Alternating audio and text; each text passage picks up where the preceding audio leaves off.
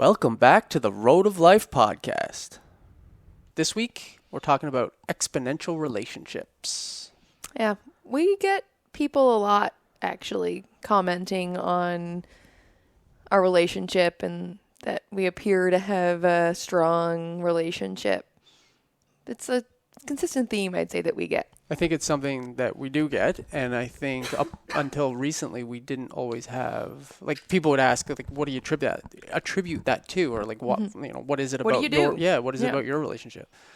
And I don't think we always had a very good answer. No. We'd always be like, well, I don't know. We just do our thing. Yeah. And then I think it took us being asked to talk about our relationship. We spoke at an event. Yeah, and we had to really put some thought into what it is that we do that makes it work for us. Mm-hmm. That makes our relationship special. Yeah. And I think when we did that work, we realized that, we built a framework, our framework for our relationship, for an exponential relationship, which is what? An exponential relationship is basically our terminology for a true partnership. Yeah. Like two people with shared goals, vision, working together. Yep. Values, with mutual respect, building towards and living their dream life. Yeah. And when we had to put that framework together, or when we were asked to present on having an exponential relationship, we decided that, we needed to have something concrete to talk to speak to. So I think it took us quite a bit of like reflection, and we put a lot of thought into what is it that we do? What are the habits we have? How do we approach things? Yeah.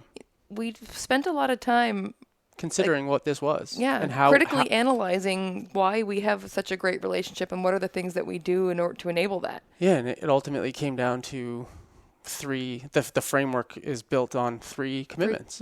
Three commitments. There's the first commitment being that commitment to yourself, your own personal growth, the value you bring to a relationship, the yourself into this relationship, because a relationship is two individuals coming together. And if you can bring the best, highest version of you into a relationship, that's going to only optimize and bring that relationship to the next level, because we've all got stuff.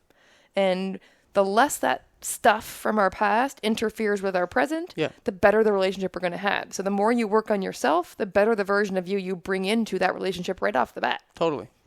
Then the second commitment is the commitment to the relationship. Obviously, that's the one most people think about, right? Yeah. When someone asks about, what makes your relationship special, this is the stuff that they're thinking about, that they're expecting to hear. Because you need two people committed to a relationship for that relationship to be successful. If you have one person committed and one person not so committed, that does not work. No. You need two people committed to the relationship. Correct. So commitment to yourself is the first, commitment to the relationship is the second, and the third is commitment to fun. Fun and adventure. I mean, what are we doing it all for if we're not having any fun? Yeah. For real. Like, life is meant to be lived and enjoyed. It's not meant to be a slog. We're not meant to be here to just survive it, which is what it sometimes feels like in the default life when you're trying to just survive to the weekend and to the vacation and to the retirement. Life is meant to be enjoyed. You're meant to thrive in your life, and having fun, laughing, enjoying yourself is an important part of it. And the commitment to fun, but also adventure, because I think there's a lot of times in life where you have a choice. You can be frustrated, or you can choose to see something as an adventure, because on the road of life, as we've talked about, there are obstacles. Yeah. A lot of them. There's going to be a curveball. There's always going to be another obstacle, another curveball. Road's going to be closed. You're going to hit traffic. Construction, weather. There's always something. And you get to choose how you respond to it. You don't get to choose whether it's there or not. It's going to be there. So stop worrying about that part. But when that road's closed because of construction, it means you get to take this new road that you've never taken before, and you get to see and experience something you've never seen and experienced before. That's if you can have that mindset that, okay, this is a bummer. I'm not going to get to go on this road. However, I do get to go on this road, and I get to experience whatever this road has to offer. And I think those two words that you just said, get to, are a critical piece of that attitude of adventure. You know, my left and right's not my forte. You can say that again.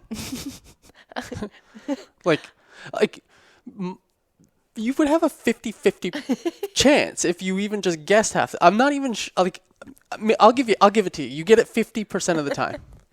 Like, I tell him to go left, and there's a 50% chance I actually mean that he should go left. Because oftentimes I'll say left, and he'll go left, and I'll be like, oh shit, sorry, I meant right.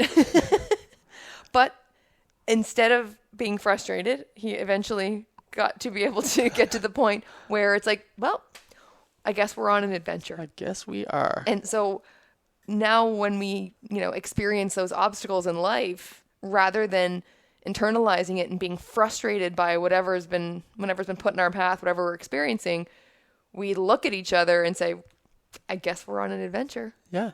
And so you can choose to see the obstacle as a bummer, as a frustration, or you can choose to see it as an opportunity for an adventure. And I guarantee you will enjoy life more if you see it as an adventure rather than something you have to endure. Yeah, you will laugh more, you will have more fun.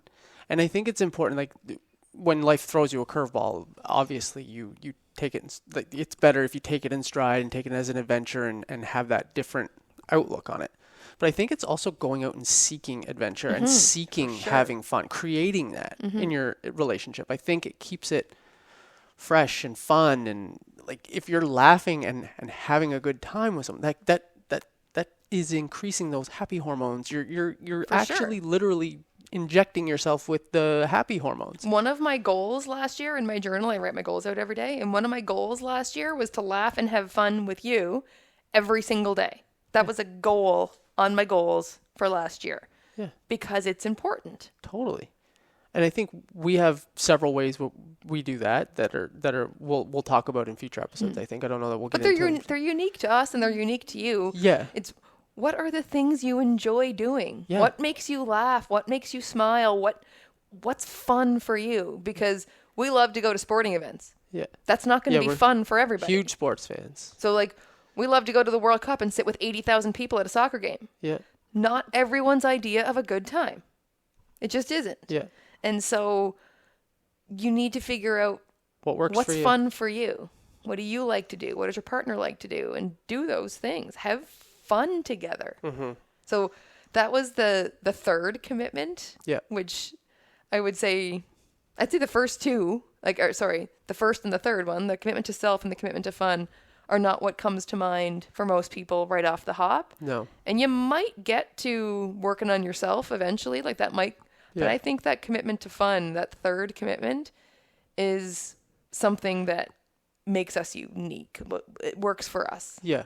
Yeah, it definitely is our, I think, underrated superpower in our relationship is that commitment to adventure and fun, for sure. Yeah. We laugh, have fun every day.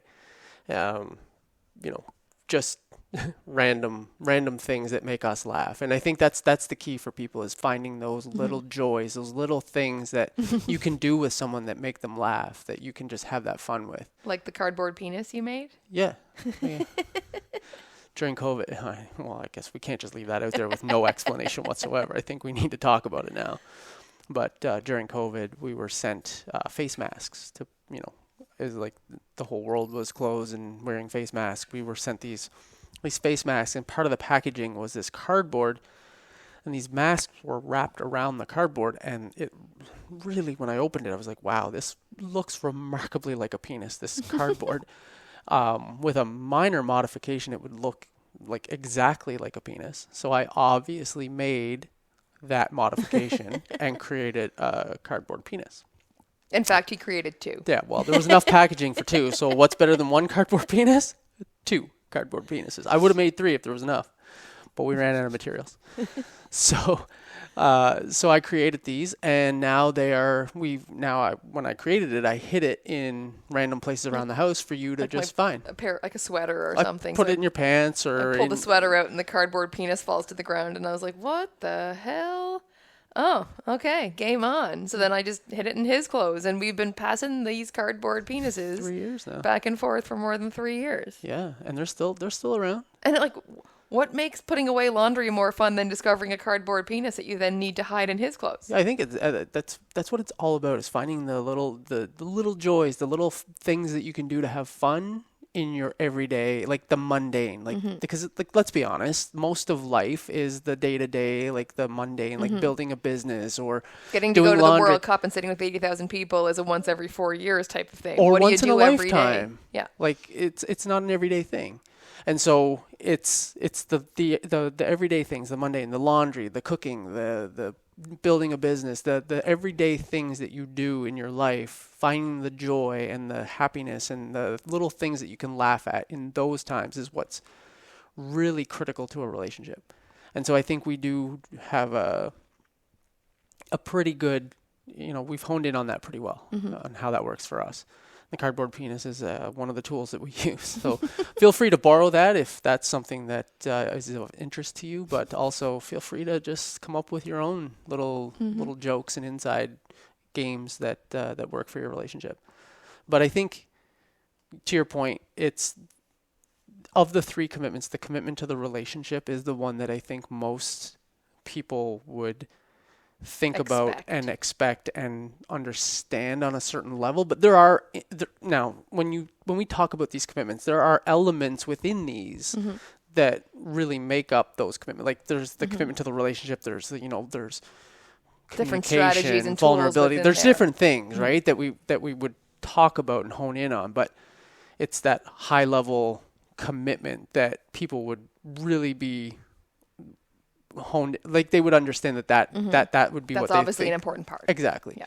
But the commitment to self, that personal growth, that bringing your best self into the relationship, I think is super underrated. I don't think that is given as much love and attention as it really should be.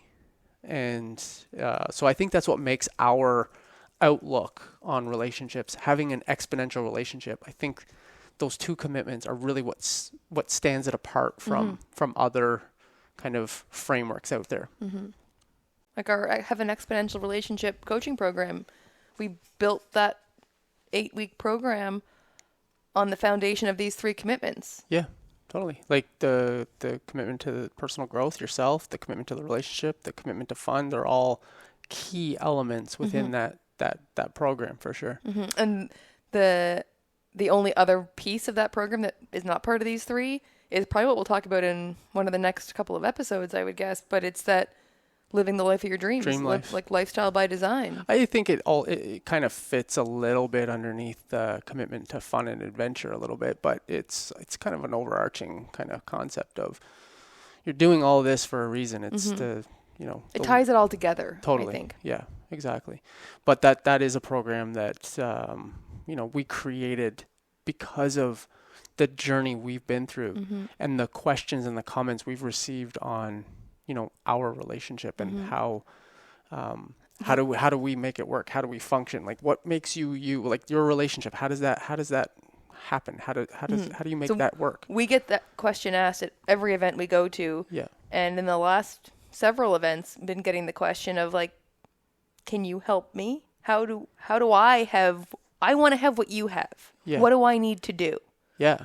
And so this was an answer to that question. Yeah, we created this program recently. Because I think it's a life hack. Like totally. Having an exponential relationship, having a true partner to build your life together it's like getting in the HOV lane on your road of life. 100%. Yeah. It is 100% like getting in the HOV lane on your road of life and driving past everyone else sitting in traffic. Yeah. You get to get where you're going faster. If you have a true partnership, you've got 2 people rowing in the same direction, working on the same dreams. You're going to get there faster. Totally. And you're going to enjoy it more when you're there. And you're going to get there. It's still going to be a somewhat bumpy ride, as we've talked about, but you are going to get there, I think, in a smoother way by having 2 people kind of doing the same thing at the same time, at the same pace. Yeah. Going to on the same journey, in the same direction, rowing in the same way. Hopefully your partner knows their left and rights better than Bennett's partner. Well, you know what? I wouldn't change anything because we've had some cool adventures by going left when we should have went right and right when we should have went left. We wouldn't have seen those things. We also wouldn't have ended up in that lake. No, I'm just kidding. No, I wouldn't change a thing. It's been a crazy adventure, and it's just all about having that attitude for adventure. So anyway, that was episode 5. That's a wrap on episode 5. Having an exponential relationship, and happy adventures on your road of life, and we will see you when we see you.